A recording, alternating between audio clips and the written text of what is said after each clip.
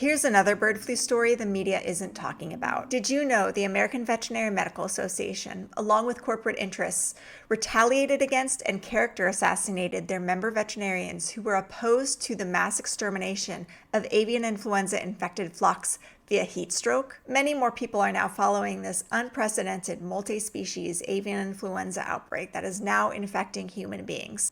But you might not realize the controversy surrounding the depopulation or mass extermination methods used on infected poultry birds.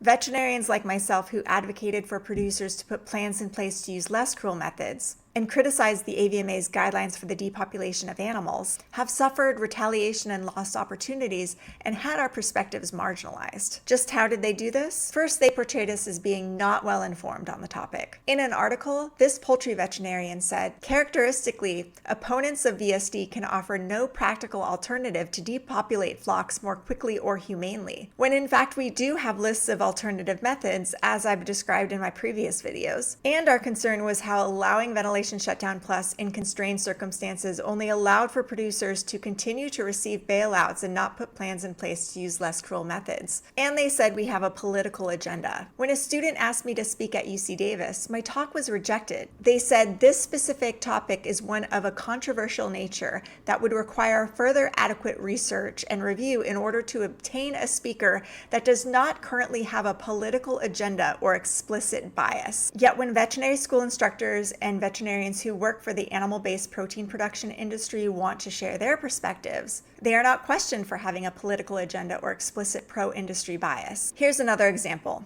University of Florida students were working on a letter to the AVMA asking them to reclassify ventilation shutdown plus as not recommended. The pork board got wind of this, and an internal email we received via FOIA request reads, I felt very strongly about having the swine veterinary community and the pork board involved to tell the story from the perspective of swine veterinarians and producers. They were going to have a town hall to assuage the students' concerns. But absent from this town hall was the perspective of veterinarians working for animal protection. They then held a town hall that only included the industry perspective and really took the wind out of the sails of the students advocating for animal protection. The principles of veterinary medical ethics state veterinarians should balance the welfare of the patient, the communicated needs of the client, the safety of the public, and the need to uphold public trust vested in the veterinary profession, and should avoid conflict of interest or the appearance thereof. Doesn't condoning ventilation shutdown plus harm our profession's reputation? Are corporate and economic interests being prioritized over the welfare of our patients?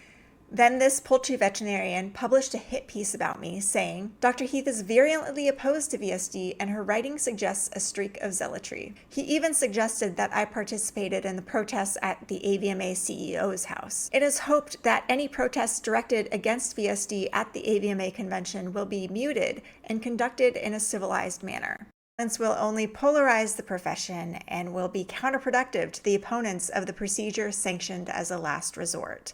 None of my writings ever hint at violence, and in fact, it's quite the opposite. But he has a much bigger platform than me and was able to spread fear throughout my profession about me. As a result of this narrative, I've lost opportunities. I'm now a 13-year member of the AVMA, but my colleagues and I were barred from attending the AVMA's Humane Ending Symposium.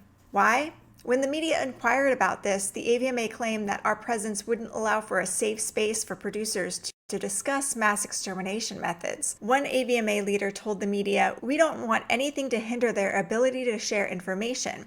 We can't have people afraid to provide information because they're afraid they will be publicly targeted. When in fact, I haven't publicly targeted anyone, and I was the one who was publicly targeted. They imply that we behave unprofessionally when we've been nothing but polite, quiet women writing articles and asking for a seat at the table. When asked about why our presence wouldn't create a safe space, they refused to answer.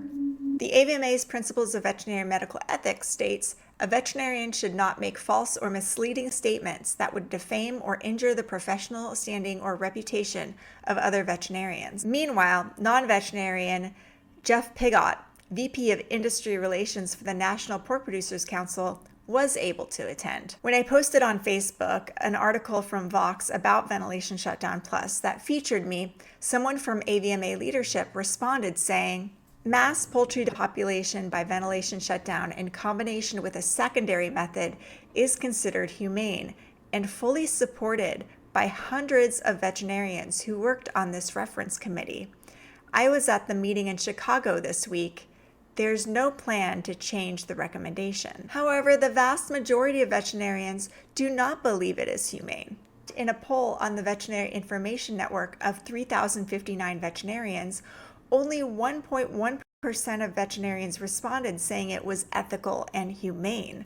And they imply my efforts to shine a light on the situation and bring transparency to the industry is really about making money. I shared photos with the media of cows who had died of avian influenza. A dairy industry spokesperson said that I was fundraising off the photos of their misery. And that's always the implication, that because I run a nonprofit, I'm somehow making money off of this. I've donated thousands of hours of my time and money to do this, and I do not take any salary for this work. The money we raise allows us to continue to educate the public and veterinarians and continue to advocate for animals. Meanwhile, the executive of Western United Dairies makes $165,000 a year.